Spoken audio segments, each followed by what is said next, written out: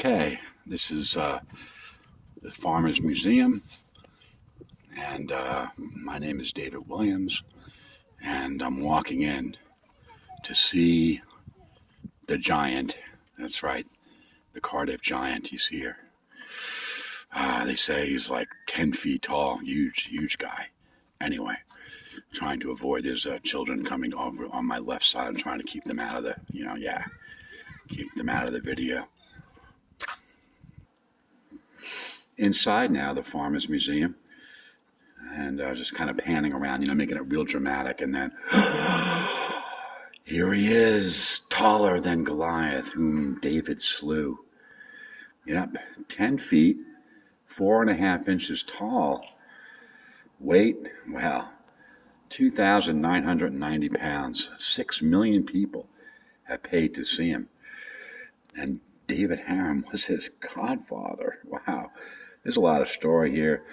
And of course, P.T. Barnum, the guy, Barnum and Bailey Circus and so forth. And, the greatest show on earth and all that stuff. And here he is. He's wearing a coronavirus mask. I don't think he has to worry about COVID, this guy. Anyway, there's a big story about it. I should really tell it on the program, how it all came to be, how they came up with it. Oh, look, someone wrote a poem. This is a challenge for me, you understand, so bear with me. Though of humble birth in a country town, you came to life in one renown. We greet you now as a valued friend. Our kindest wishes we extend. You were a pawn, our history shows, the greatest hoax that mankind knows. You were a victim of our lust for gain, but your advent was not in vain. Wrought by a master high in art, from purest gypsum you played your part, a household word, your well-known name rivals Gibraltar's fame. Though born the way most people die, you viewed the world with a friendly eye. Complacently and smug you stood, a giant person, strong and good. The story goes, you loved and died, centuries past and petrified. Secure are you to the end of time. Your name is blazed in prose and rhyme. That's wonderful. By C.D. Austin. Anyway, there he lies.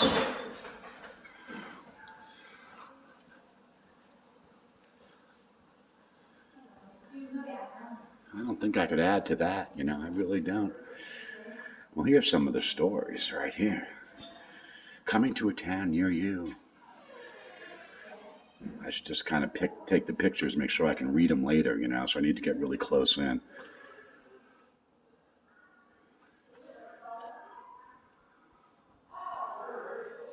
One week in the Deering Block, Market Square, Portland, Maine, 1870.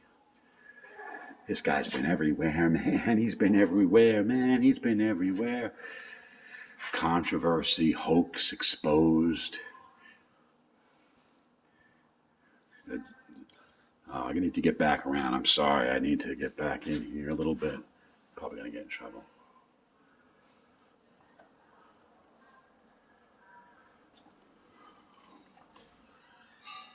The main event. The giant hits the big time.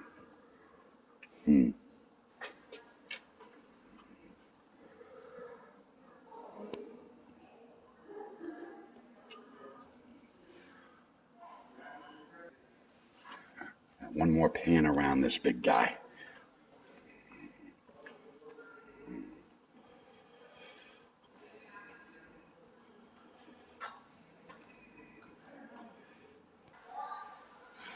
This section's all about beer.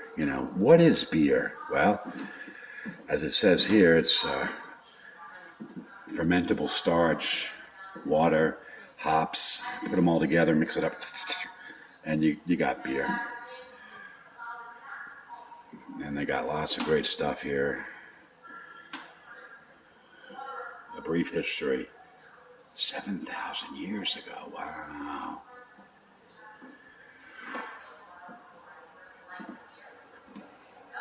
How is it made?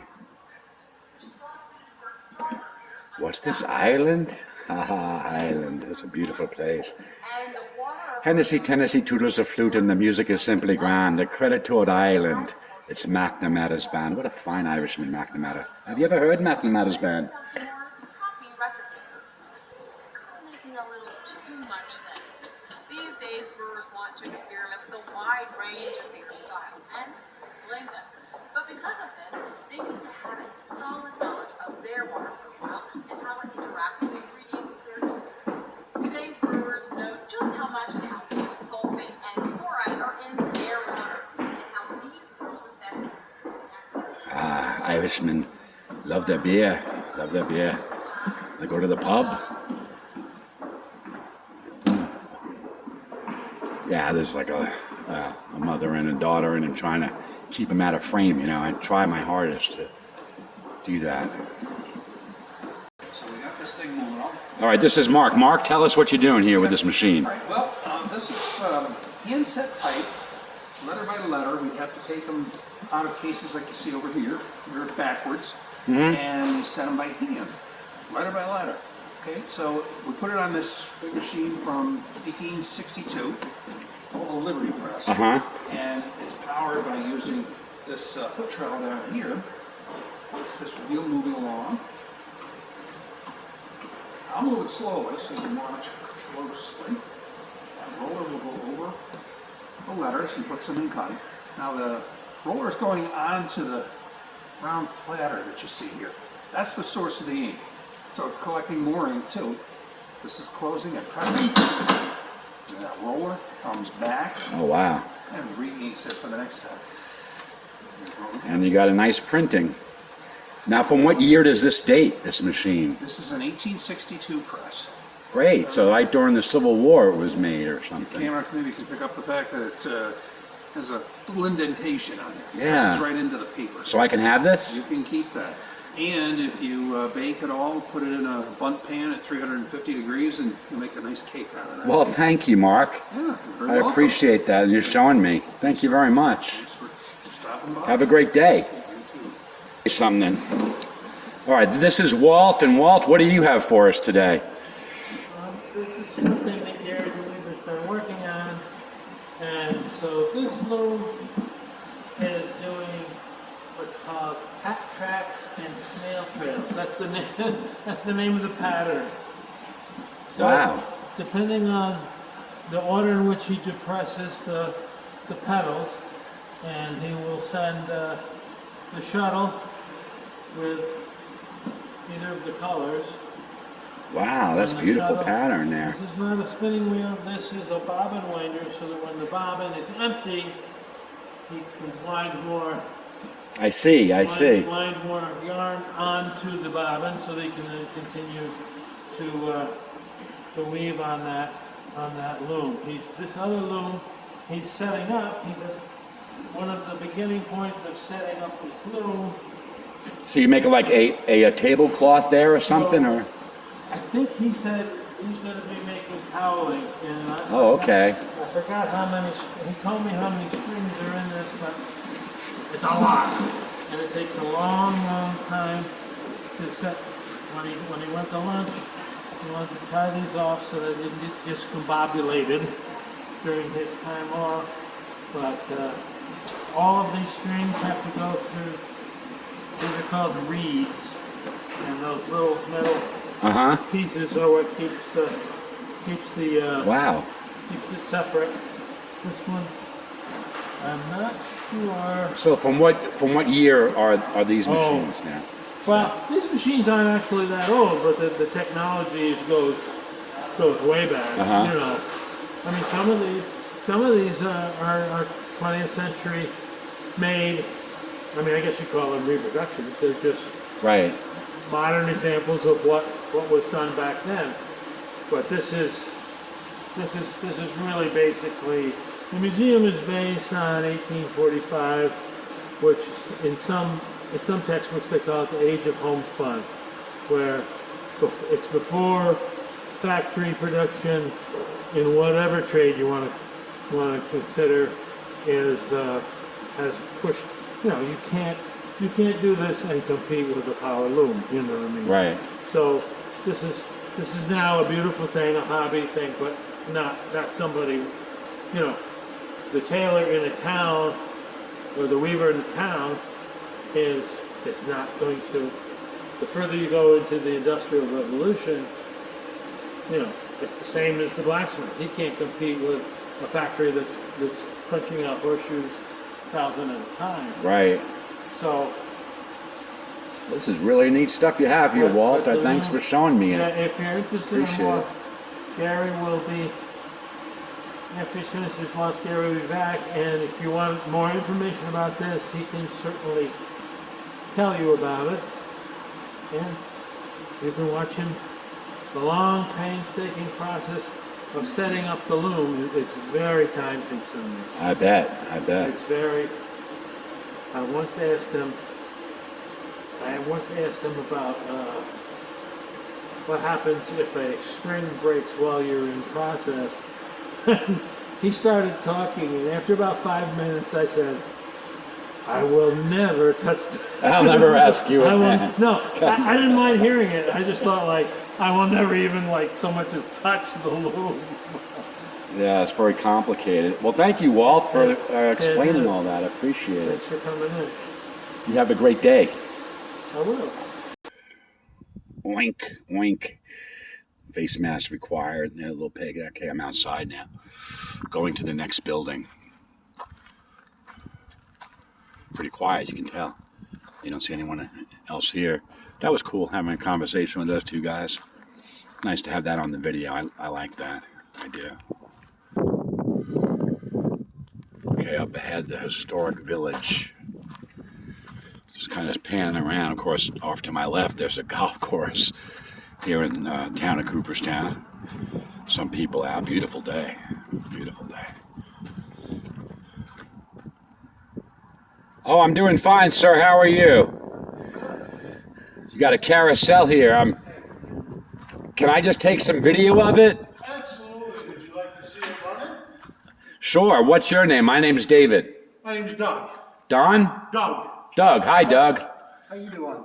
I'm fine. Get this folded up here a little bit.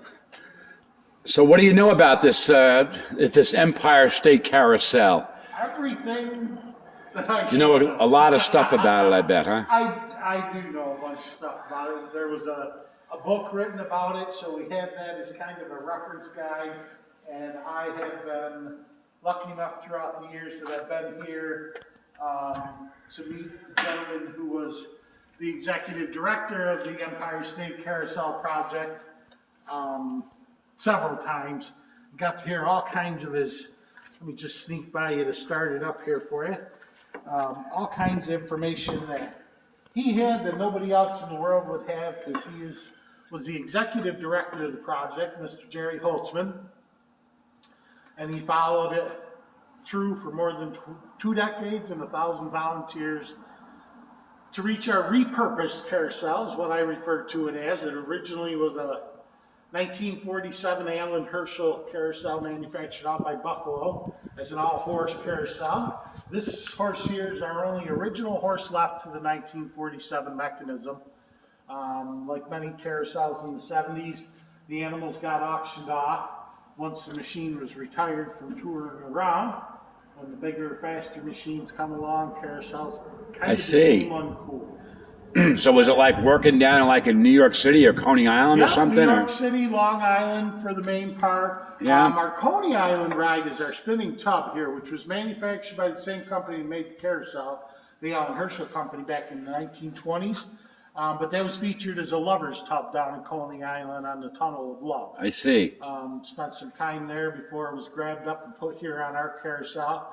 That's one of the 4 manufactured rides.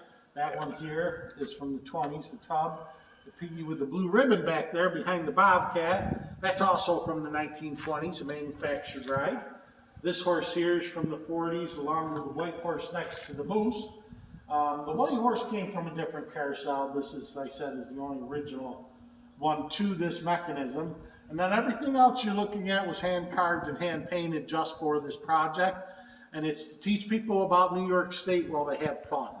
Oh, yeah. So Mr. Yeah. Holtzman started up on top. We got, Yeah, let me look at some of that. That's kind of nice. Yep, we got 6 of our famous pieces of architecture up there.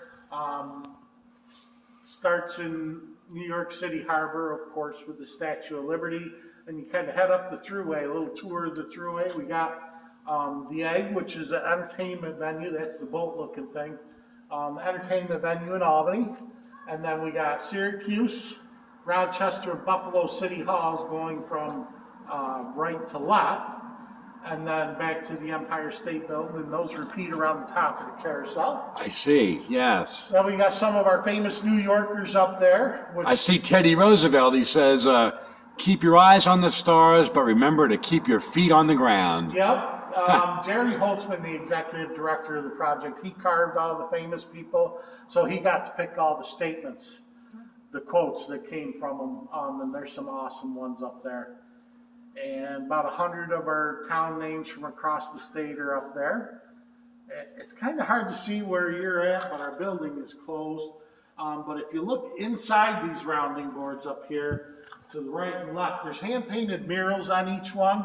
Those murals up there and the panels in the bottom half of the center tell you about famous people, places, and events in our history in New York. I see, yeah. Then we got 12 mirror frames carved by 12 different carving clubs across the state. So each one gave you a little bit of flavor and history from their location in New York State. Gives you a nice little tour looking at all those together. And then, of course, all of our animals. It's menagerie carousel, so it's got a variety of different animals. The 4 manufactured ones, as I mentioned, I don't know if you folks heard, are the 2 horses here, the spinning tub, and the piggy with the blue ribbon over there, which we do have another piggy on the other side. I'll start it up so you can get Oh, great. Yeah, we'll watch it in operation. Different menagerie animals are. If you have questions while it's running, feel free to ask. Just ask quite loudly because I do have a hearing deficit, so. All right, thanks, Doug. I appreciate that. Oh, yeah. We got some official representations. Like Puffy the Beaver there is our official mammal in New York. Oh, it's really going now, man. Yeah, it's empty. So it goes Yeah. along at a pretty good clip. The more you fill it, the slower it gets. And if you get a ride that's filled with adults, you almost think it's not going to move. It does. It only has a 5-horsepower electric motor. Is that it, huh? Yep, which is typical for the Allen Herschel machines in the 40s. It's more about the torque that electric motors create than the horsepower which you would get from a gasoline or a diesel engine, which was common before the electric motors. And then back in the day, Allen Herschel originally manufactured some of the first steam engine carousels in the United States. Because they were originally, the company, Herschel was originally a steam fitter company. They made steam power units. Thanks. I'm going to get back and get a little. Out of the 3 horses, we have one that's hand carved, and that's Buttercup. That's in the center row that's coming around with her little sprig of mitts on there for the Kentucky Derby. And that gentleman who carved that horse, that was his first animal that he ever carved for his parents. Oh, really? And it turned out marvelous. Yeah. Yeah, I think it's beautiful animal. And I love the paint job on there. Kind of hard to capture a dappled horse look. They tend to be gray paint with white splotches, but they did that with an airbrush and it really turned out beautiful. Well, thanks so much for this. I mean, I'm going to show this to some friends, and my girlfriend Faye would loves this kind of stuff. I think she's going to enjoy this video. Are you from the New York area, or? Yeah, I'm from around here, upstate. Okay. Thank you so much. I got to go. Keep an eye on the website. We're not doing rides right now because of COVID, and this falls under Midway rides. Now, what's that website address there? Just look under Farmers Museum. Farmers Museum? Right to it, yeah. Thanks, Doug. Have a great day. You too. Bye-bye now. There is a blacksmith in today. You can go in the building and check out what he's doing. And Bump Tavern, which is the largest building in the southeast corner of the village, that's open. Buck's Tavern, you say? Bump Tavern. Bumps. Bump, yep. Bye-bye now. All right, have a great day. continuing on now into the historic village. That was really cool, that carousel, man. So many great things on it.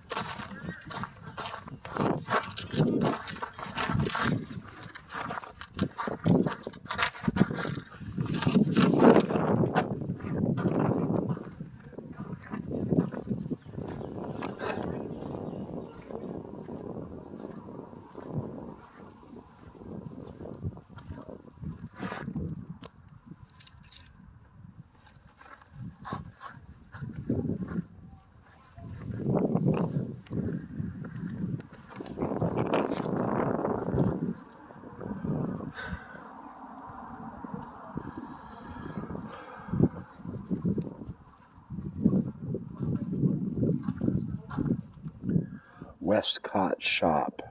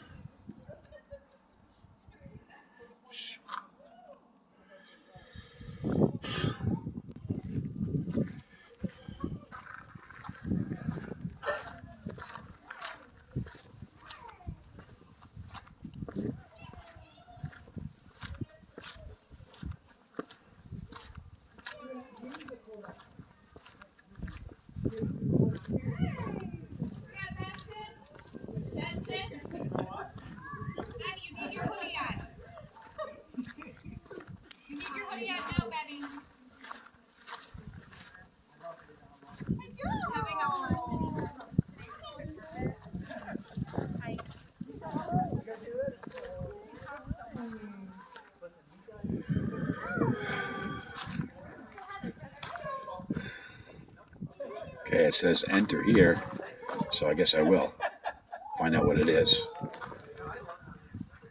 Blacksmith Shop, huh, John? It is. It is. This is quite large for a blacksmith shop. Now, my shop that I run at home is late 1800s. It's a wood shop. A lot of your shops would have been made of wood. This one here, easily 4 times the size of my home shop, and big enough to house up to 8 smiths at a time working. So very, very large for the size, for the year especially. Early 1800s, about 1827 is the year on this shop. Originally built in the town of New Berlin. Wow. That's cool. You from the area? Yeah, yeah. You know where New Berlin is? Yes, yeah. Yep, the 4 corners on Route 8 there. Yeah, New Berlin, yeah. Yep, it's where Chobani is now, Chobani yogurt. Right there at the 4 corners where the gas station is now, this shop used to be situated.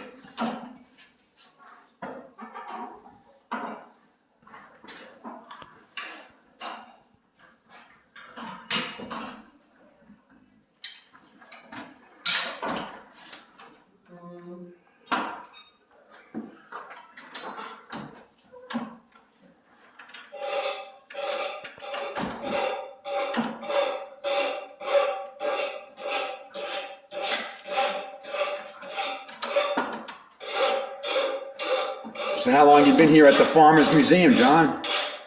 I've been with the Farmers Museum since 2017. Okay. The shop has several smiths that work. I am among them. I've been working metal for about 10 years now, at least blacksmith-wise. I've been welding since I was much younger. But I've been here since 2017. I'm part of the Antique Tractor Club, Tired Iron of Butternut Valley, and I came here for Tractor Fest. You ever been here for Tractor Fest?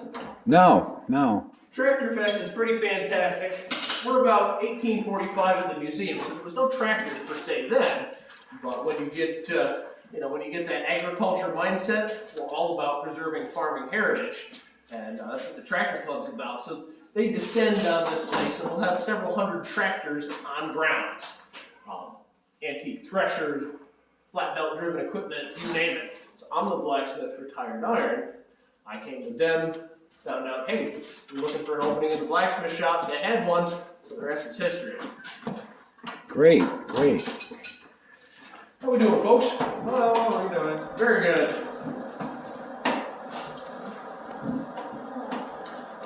A couple of tools this afternoon.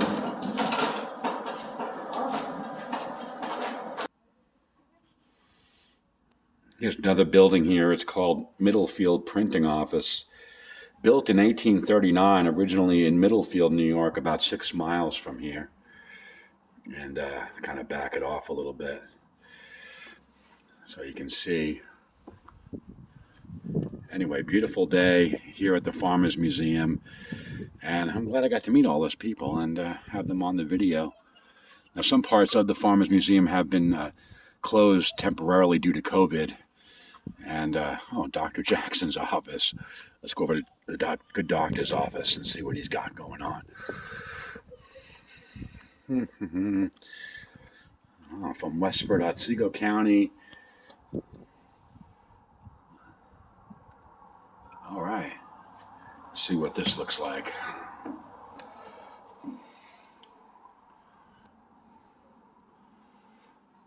Dr. Jackson's office. That's pretty cool. All right. Well, that'll do it for this video. Thank you very much for watching.